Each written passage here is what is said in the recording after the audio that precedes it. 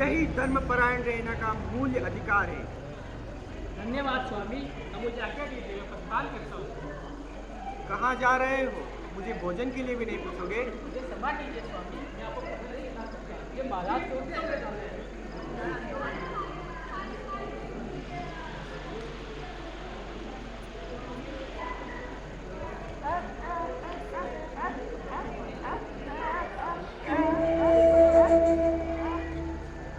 कौन हो तुम? क्या हुआ? सुनते हो? अरे कहाँ हो? अरे आप यहाँ क्या कर रहे हैं? ठीक है पूछते हैं। आप ये कहना चाह रहे हैं कि आप ये है ना विवेकानंद स्वामी जी? जी, मैं विवेकानंद।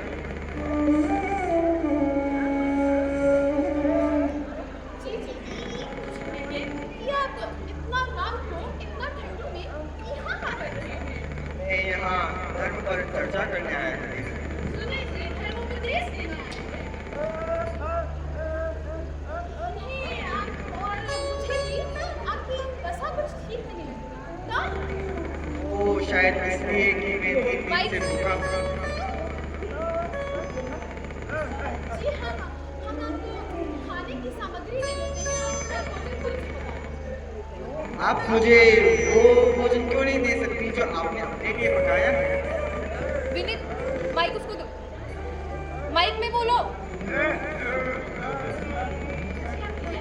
यशु माइक। दिमाग खराब हो गया है क्या? आप पगला गए हो क्या? इतने बड़े स्वामी हो, हमारे घर का भोजन खिलाना चाहते हैं? आपको पता है ना हम चमार जाति के हैं, हम इन्हें अपने हाथ का भोजन नहीं खिला सकते।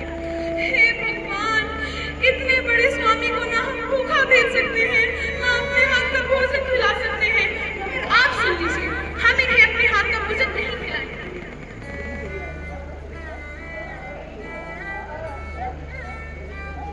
ठीक है आप इतना कहते हैं तो हम इन्हें भोजन दे देते हैं, परंतु मुझे कुछ ठीक नहीं लग रहा।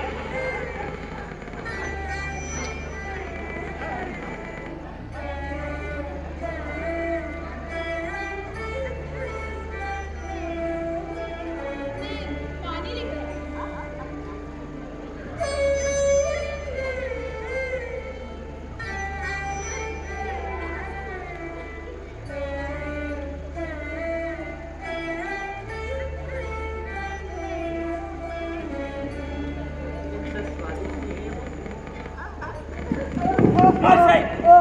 विवेकानंद को खाना खिलाएगा। इसके बाद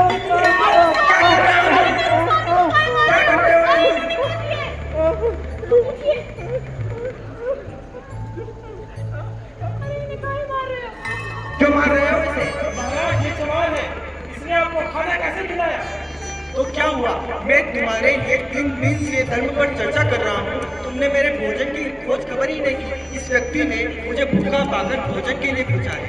अगर मैंने भोजन खाया है, मुझे कोई आपत्ति नहीं और ना ही इस व्यक्ति को कोई आपत्ति है। कृपया कर आप यहाँ से चले जाएं।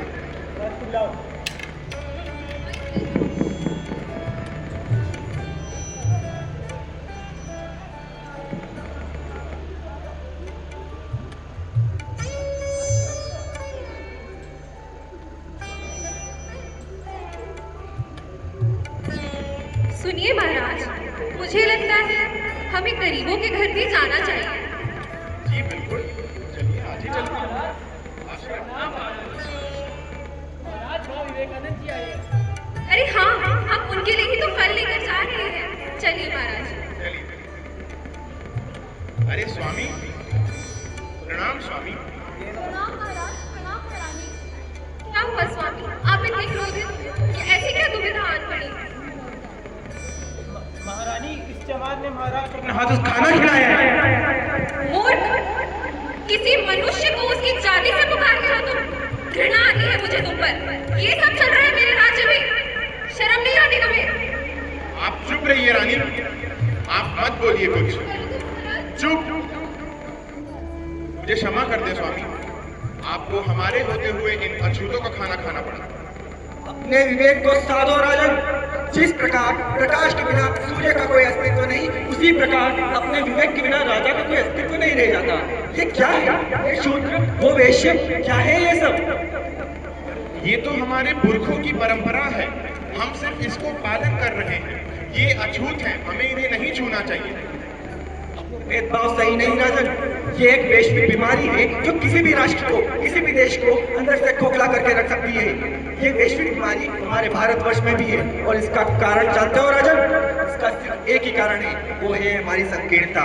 मेरे विचारों में जब कोई व्यक्ति अपने ही धर्म, अपने ही जाति को ऊंचा मानकर दूसरों के धर्म की अवहेलना करता रहेगा, तब तक न तो हमारे देश से संकीर्णता खत्म होगी और न ही हमारे देश का राष्ट्र निर्माण संभव होगा। अरे पूरे विश्व ने हमारे भारतवर्ष को विश्व गुरु माना है, पूरी दुनिया ने इसे शीश नवाया है। क्यों? ये शूद्र, ये वैश्य, ये दौड़ फैला सके। और तुम बात करते हो वर्ण व्यवस्था की, तो वर्ण व्यवस्था समाज में संतुलन लाने के लिए बनाई गई थी, ना कि इसे शूद्र को दुत्कारने के लिए और वैश्य को ऊपर दिखाने के लिए। बिल्कुल नहीं। और वैसे भी कोई भी व्यक्ति अपने जन्म से नहीं बल्कि अपने कर्म से अपना वर्ण निर्धारित करता है।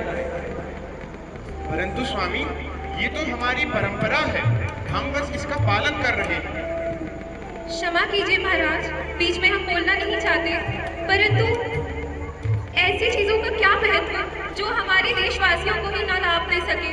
हमारी आप चुप रहे रानी, बीच में मत बोले। आप क्षमा कर दें स्वामी। क्या कर रहे हो राजन? रानी सत्य कह रही है। परंपरा समाज के हित के लिए बनाई जाती है और ये शूद्र, ये वैश्य इसी समाज का हिस्सा है।